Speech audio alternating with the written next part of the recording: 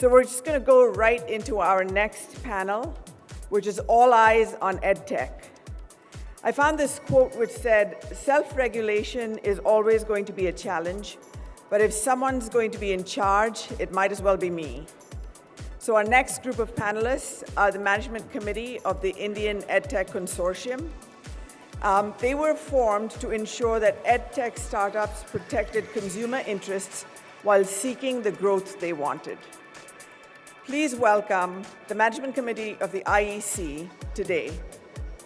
I'd like to welcome up onto stage Aarushi Jain, Partner and Head of Education Practice at Cyril, Amarchand, Mangaldas; Krishna Kumar of Simplilearn; Maheshwer Peri, Founder and CEO, Careers 360; Divya Gokulnath, Co-Founder, Think and Learn Private Limited, or BYJU'S; and Shreyasi Singh, Founder and CEO of Harappa.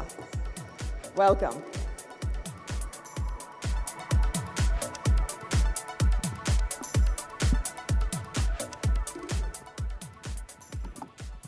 A very warm welcome to all of you. We are now starting with a panel on All Eyes on EdTech, and our eyes are literally on all of you all the time when we speak the word EdTech.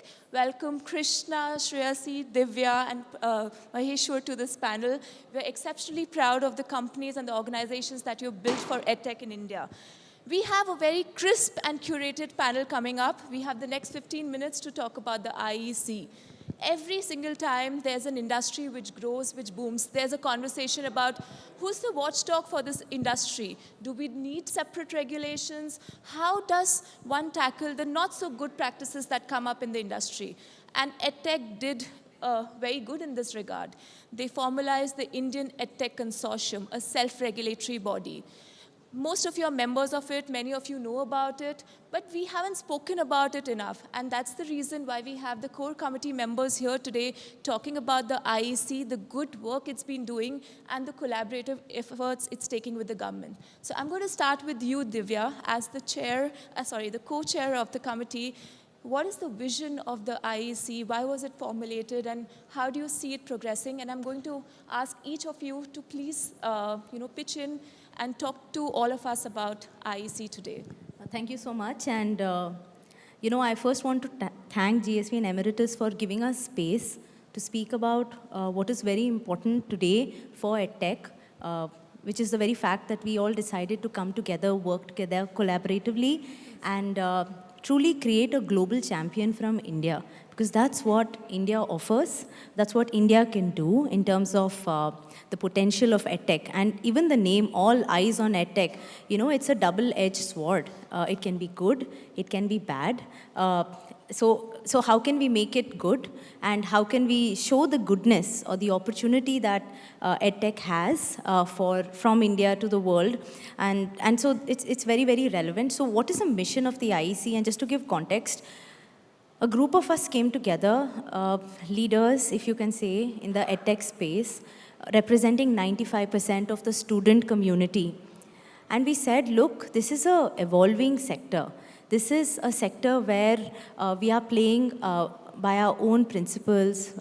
We have no rule book or playbook. It was literally like we have an empty canvas and we were painting it any which way. Of course, we went over the lines at certain times, which is how it is every time you're doing something for the first time.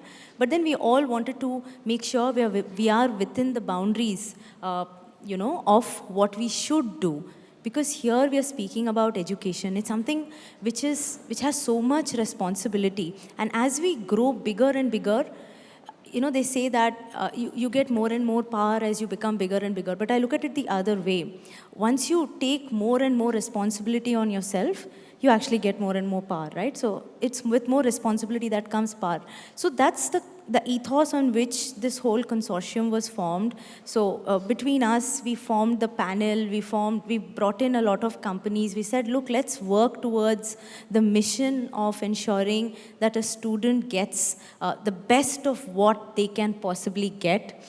Can we collectively come together and create something which adds more value for them? Can we add more depth to what we offer to them? Can we add more breadth? Can we expand the horizon of learning? And all of this by learning from each other. So that was the idea. The second thing was also that since it was a nascent sector, there were mistakes which were made, and in education, even small mistakes can become big mistakes, right? And we did not want that. And we wanted to ensure that, see, a lot of us are teachers. And the thing is, while we are teachers, we are also more importantly learners. And that's what every entrepreneur is also. So we wanted to learn from our mistakes. We set up independent bodies called the IGRB. So that's an independent unit that would correct us every time we, painted outside the picture, if I would say. And I'm very happy to share that right from, so 3 broad areas, right from the advertising standards for EdTech to the way in which we communicate our offerings to students, to the way in which we service them. On all of these parameters, we have improved as a collective body. I hope we can say that this is in line with the mission of building a Vishwaguru for, from India to the world. And hopefully we're all going to work very, very closely together and make this happen, because there is so much place for all of us to create an impact. We have 260 million school-going kids. We have close to 100 lakh teachers. Half of them are women. We have 15 lakh schools. So the numbers are so big, the potential is so much. Very, very noble thought for a very noble cause indeed. Maheshwer, Krishna, Shreyasi, would you like to please add in to the ISC? So one of the things is that, all of us are compliant to law. So if there's a law, we just need to be compliant. There is no option about it. IEC starts when the legal system ends, because we're trying to self-regulate. We're trying to draw up an ethical line of what we'll do and what we'll not do, which may not be covered by law. We are trying to create regulations where law is still not in that space, but we thought that it is better for the student community that we create a regulation mechanism for ourselves. So for us, IEC is about ensuring that the EdTech community, because it's at a very nascent stage, creates a process, a structure, a regulatory mechanism, and ethical boundaries where we are answerable to the student, answerable to each other, and answerable to the government also. That's the first part of it. And so today, every one of us who's a member openly declare that if you have a problem with us, please complain here, and you will reach out to an IGRB. It will go through a process, of course, to a person who's a Supreme Court judge, a retired Supreme Court judge who sits in judgment with the kind of complaint that we get. And those judgments have been a diktat for us to correct ourselves at times, right? So there's a process that's been set, which is beyond what legal compliance would mean. The second part of it is we're learning with each other. Because of IEC, now we know what to do and what not to do, and what others have done which might be wrong, and we learn from each other. The third thing is the government has a body to interact with. We know since IEC was formed, at least 15-20 requests from the government of talking of scholarships to certain kind of students who need them, or learning material for certain kind of people who need them, but the government is reaching out to IEC, and each of us pitch in and ensure that that request is created. So at a social equity level, at serving the society level, at a self-regulation level, at an ethical level, and learning level, at every level we are trying to do a checkbox as far as IEC is concerned. It's still at a very early age, remember, so you can't judge us by the last 12 months, 15 months of what has happened. But a lot of things have happened, and I think moving forward, this is the path to ensure that we become a very credible force as an EdTech consortium. No, absolutely. Just wanted to add one bit here that as a lawyer, I can vouch for the fact that EdTech has many regulations today. There may not be a single EdTech regulation in India, but there are enough and many consumer-centric laws, platform-centric laws. But the initiative that the community is taking to have a self-regulatory framework working with the government is the commendable piece that we should all be looking forward and applauding here. So, Krishna. So thanks, first of all, GSV for giving us an opportunity to talk about IEC. So I think why IEC was formed, Divya and Mahesh already talked about it. And a lot of EdTech companies are members of IEC. Most of us are members, but not everybody is member. So first of all, I encourage everybody to become a member. This is a platform for us to learn from each other, become a force, because there are a lot of good things are happening because of EdTech. Like Like I personally believe that IEC can actually become the NASCOM equivalent for EdTech in India, and like IT services, EdTech is not only, our Indian EdTech is not only about India opportunity. It's a global opportunity. If you look at what we have as a country, we are good in maths, we are good in English, we have a lot of population, and if somebody wants to learn maths or somebody wants to learn data science or programming anywhere in the world, it's the same concept. They don't change. And we have the manpower, we have the technology to make that happen. Many of the EdTech members, including me, Simplilearn, 70% of my business is from outside India, not from India, right? And it's a big opportunity. If you look at us as a country, one of our biggest import is actually education. The amount of money that Indian parents spend on overseas education is maybe more than the GDP spend of India on education. So through EdTech, we have an opportunity to bring a part of that money back to India by exporting our services outside India. So it's a great industry that we are building. And one of the objectives of IC also is to provide a platform so that we can collaborate with the government and say that let's promote building an industry like this. So that's one aspect that I wanted to highlight about in EdTech. The second aspect is look at the amount of free curriculum and free training being imparted to people in our country. Like, if I just talk about my numbers, we onboard 10,000 paying students every month on an average, whereas we onboard 150,000 free students every month. Look at the difference between free and paid. And I'm sure most of the EdTech companies that I know, the focus on free is very, very high, because the expectation is some of those free will go and talk about us and we can get more paying customers. So the impact that we're creating, think about any topic taught in CBSE, ICSE, state board, just put it on Google, we might get some curriculum from one of the IC members who have provided the entire subject matter knowledge on that particular topic for free. And there are many students that are getting benefited from that across the country. So I think we're doing a lot of great job. And if all of you join as an EdTech company, I think it can become a very, very strong force and make a big change in the society. Well, thanks for that, Shreyasi. No, as one of the later members to join, thanks to the efforts of Mahesh, Divya, and Mayank, who obviously my colleague at One Up Grad, who I'm in a way representing, and Krishna, they made sure that all of us join. They make sure that we come to all of the meetings. I mean, we recently met in Bangalore just a month back, and I think we're all here. So I think there is a great commitment. As Divya was saying, there's all eyes on EdTech. I think we're very conscious of the fact that there's all eyes on EdTech, or as Mahesh was saying, that we are beyond where legal frameworks end. I think there's a moral framework also, and I think there's a great sense of understanding that I think what we are going to do is going to impact how learning companies and Indian education and learning is going to be represented. And that's a really strong sort of sense of responsibility that is there within the group. And I think, you know, introspection, if you talk about watchdogs, you hope that any powerful community, and, you know, if Indian EdTech has become powerful because of all of the efforts and all of the growth that has happened, there's this constant introspection. So the ASCII report, for example, the Advertising Standards Council of India, I think there was so much conversation about how, you know, learning companies were communicating with parents about benefits. I think one of the things that I'm proudest of that IIC did recently was work with the Advertising Standards Council of India to take a look at what all of our advertising was about. And I think there are so many recommendations that we've all got, and you know, we get comments on when somebody sees some of our ads. And I think you can see that change over the last 3 to 6 months in the nature and the tonality of messaging.